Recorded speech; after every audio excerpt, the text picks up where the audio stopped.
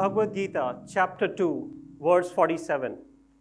In the battlefield of Kurukshetra, Krishna tells Arjuna, Karmanyevadhikaraste ma phaleshu kadachana. This means you have the right to action, but never to its fruits. He then tells Arjuna to not work because of the fruits of his actions and not let the attachments come in the way of his actions either. If I could define my whole life in one word, that would be courage. The word courage comes from the Latin word cor, meaning heart. The original meaning of the word is to tell your story full of heart. Courage is something that I've used my entire life, and that is something that has defined me over a long period of time. Have you ever had a situation in your life in which you had a dilemma on how to make a decision? Whether to make the decision what sounds logical, what makes sense, or to listen to your heart and your gut feeling. What do you do in that situation? The logical decision sounds right, but the gut feeling decision feels right. So how do we decide? When I've ever faced such a situation, I always do what is the right thing to do. And fortunately for me, I've got it right most of the time in terms of making decisions, especially under pressure, under complex situations. On August 11, in the year 2000, about 20 years ago, before the sunrise in Mussoorie, in my boarding school of St. George's College, I felt a tap on my shoulder, opened my eyes, saw a torchlight, and heard a voice. Kamal, wake up. Someone is here to see you. I was surprised. In the middle of the night, who is here to see me? I walk downstairs, and I see one of my elder cousin brothers who had traveled from Delhi to pick me up from Mussoorie to take me to my hometown, Gaya in Bihar. And he tells me, Kamal, your grandfather is extremely unwell and he wants to see you. Me and my grandfather had a very special relationship since my childhood. He loved me a lot. I packed my bags and started the journey. Only later on I would realize that my journey as a warrior had just begun. Not like Arjuna's on the battlefield of Kurukshetra, but in the playground of life. We traveled the entire day and reached my hometown. I saw my grandfather and I saw tears rolling down his eyes. But he looked all right. My mother and my elder sister started gathering around me. They were all crying. Something felt not right. Something was missing. My father was missing from the scene. So I rushed to the bedroom upstairs, and I go to his bed, and the bed itself was missing. Instead of the bed, I found that there is a pot kept there. My father was no more. I was just 15 years old. He was the provider and the warrior for our family, working hard every single day, 14 to 16 hours a day. I was in a state of shock. I was the youngest in the family. I was not even crying. I didn't know what had happened to me. Next morning, I woke up still in a state of shock, out of numbness. My father was an entrepreneur. He was running our family business of edible oils and sugar. And throughout his life, he never really paid too much attention to his health. He was providing for a family of 6 and another extended family of more than 10 people. He had ignored his health. He was the warrior of the family. For the next couple of weeks, I started wearing an oversized formal shirt, went to the office, occupied his seat, and realized how incredibly difficult his life was to provide for the family. I did that for 2 weeks, and because of my mother's persistence and courage, she sent me back to the boarding school where I came from because I was just 15 years old. Fortunately for me, I did not drop out. But unfortunately, next year I lost my grandfather as well. And eventually the business had to be shut down because there was no capable person to run it anymore. For the next 5 years, I worked really hard to fulfill my father's ambitions and dreams for me to go to the best school, to go to the best college, and then make my own decision about life, whether I want to run the family business or I want to do something else. So I went on. The consequence of that expectation was that I took myself too seriously. I became a misfit geek in my class. I struggled to fit in any given social situations. Unfortunately for me, I got attached to the results of my action. Every time I did not come first in class or every time I did not win a medal, I was devastated. I had learned it a very hard way, the bitter truth of life, that in order to succeed over long periods of time, to chase big goals, chase big visions, we need to accept failure as part of the journey. That we cannot succeed big goals unless we are willing to accept that failure will happen if you chase big goals. So I kept trying over and over again, but it took me another 10 years to develop the mindset required to succeed over long periods of time. In 2013, I went to Bali in Indonesia, and at an event called Awesomeness Fest, I announced to the world that during my lifetime, I will positively impact the lives of 1 billion people. The moment I made that announcement, I had people gathering around me to ask me, Kamal, how can we help you and support you? This is a massive goal. Next year, in 2014, we launched Human Circle with a vision of connecting enlightened minds. The mission was to build a community of people who would do what they love, connect their passion to their career, and positively contribute to the society. In October 2014, at IIT Delhi, we launched the flagship event, Young India Challenge. Hashtag Do What You Love was born in India, with Baby Einstein as its famous mascot. People from all over India started gathering to find out how they can do what they love and do it full-time as a job or as an entrepreneur. In 2015, almost 200 countries came together. And they said, we will protect the planet and all its inhabitants and lift millions of people out of poverty and leave no one behind. They came to be known as the 2030 goals. It was a 15-year agenda, very ambitious. So the Young India Challenge events that followed from that year onwards, we said, we will invite the brightest young minds from India to find solutions for these sustainable development goals. And YCs after YCs happened for the next 5-6 years.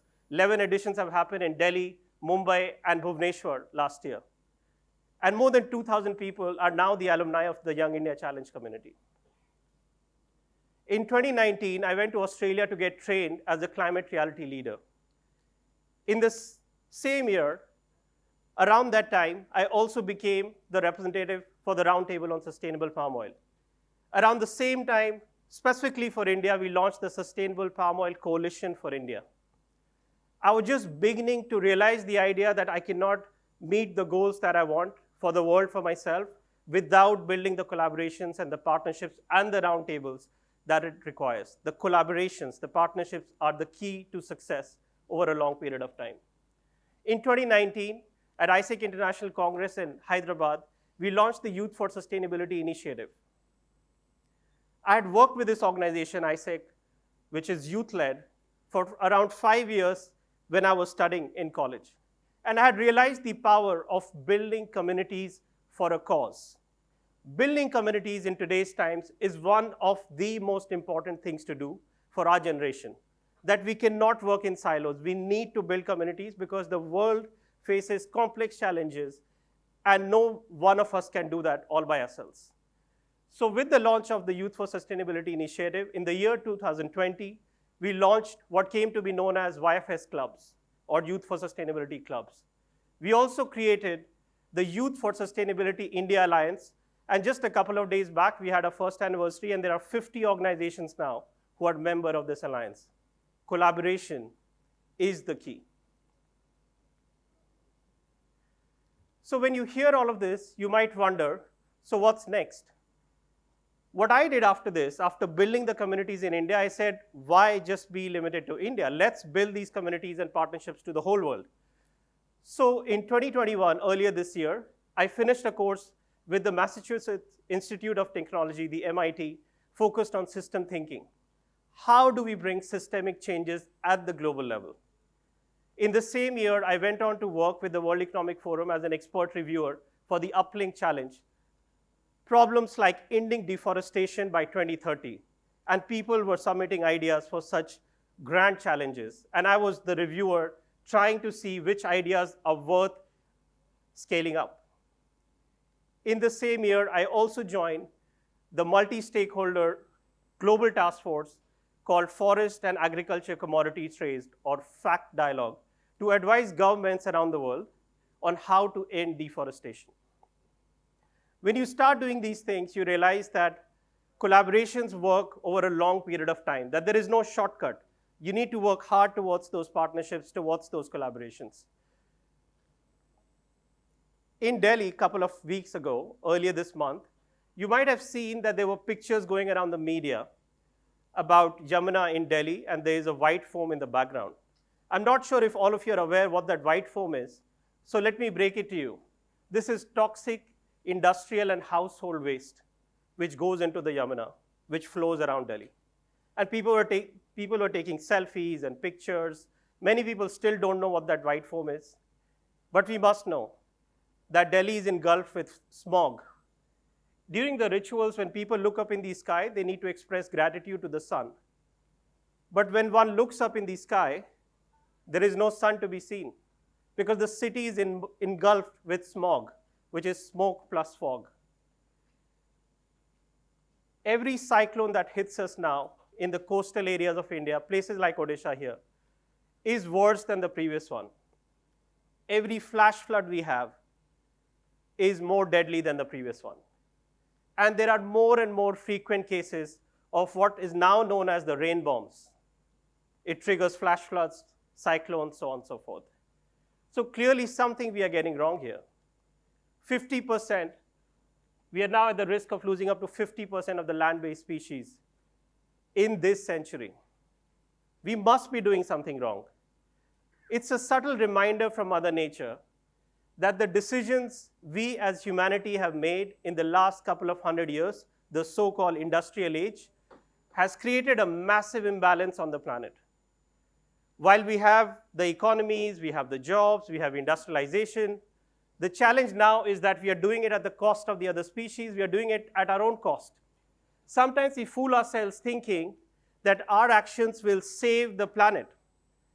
I'm here to break it to you that the planet needs no saving. It was around billions of years before us, and it will be around billions of years after we are all done and dusted. The one who needs the saving is us, humanity, our species. If we are the most evolved species of this planet, let's behave like one. Let's not just protect our own species, but the others who are suffering because of our own irresponsible decisions and irresponsible consumption and production practices. Let's behave like the species who's the guardian, who's the responsible guardian of this planet. So you might hear all of this and wonder, who is the enemy here? Who are we uniting against? So if you watch the big Hollywood movies, they show that there's an asteroid that came, hit the planet, and the dinosaurs went into extinction. Or you will see there's a big alien race coming to take over the planet. If you look closely, you will realize those things happen in the movies. Highly unlikely they might happen in the real world, anytime in our generation possibly. The real enemy here is our own consumption and production patterns. Everything we eat, we consume, we use, mostly comes from nature or from other animals. And we have taken it to the point that our consumption has caused the imbalance on the planet. You talk about air, you talk about water, you talk about forests. These are all natural resources that the world has given us. But we are using it to the point that we are on the brink of an emergency. Actually, some people think that we are in an emergency, but we just don't realize it because it's a very harsh and bitter truth to live in our generation.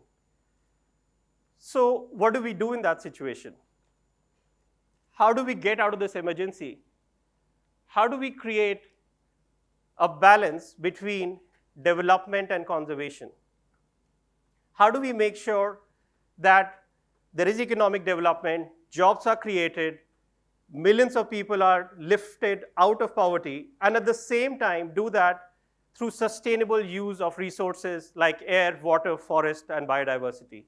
It's a very difficult challenge, but not impossible. And as I said, collaboration is what it takes to answer this question. And it's no one organization, no one country, no one person who can do this. All of us need to come together to change our own consumption behavior, to walk the talk, to make a few compromises, so that our next generation and our own generation has enough to survive. Think of it like a big, loud siren from an ambulance that is zipping you by on the road. It is a state of emergency. All I ask of you is to not be in denial that this will happen to a future generation or to some other people who are mysteriously unknown to us. Our own people are suffering. Talk about West Bengal, talk about Odisha, talk about Chennai, talk about Mumbai. These cyclones, flash floods have hit us hard, and we are suffering. But let's be responsible and not just think of our own species. Think of this emergency as an emergency for the entire planet and come together for the solution that the world needs. So the question now is, how do we do this? How do we become a sustainability warrior? So if I could give you 3 things to think about today, tomorrow, day after tomorrow, and in your lifetime. Number 1 thing to do is to choose a cause that concerns you, that truly disturbs you, that keeps you awake at night. And then ask yourself, can I contribute positively towards this cause? Can I find an organization and a full-time job where I can do it day in, day out, in which I'm passionate about the cause and I can add value to it? If that's not the case, think of how you can transition, have the networks, the knowledge, the skills to contribute positively to the cause that you care about. Number 3, once you get these 2 things right, all you need to do is to continue doing it out of joy, out of love for yourself, love for the planet, but make sure that you're working on a cause that you truly care about, that it's not a hobby, it's your full-time thing. In today's times, there are jobs and organizations, and I work with many of them. They're all out there. And as young people around this world, this is your job to seek out for those opportunities which will contribute positively to the environment, to the planet in a full-time job, either as an employee or as an entrepreneur or in any other capacity. You can even build communities like we have been doing. That requires no formation of a startup. That just requires the willingness to gather people around you and your cause and to rally them to work on climate action and sustainable consumption and production. So let me ask you this now. Raise your hand if you're doing what you love.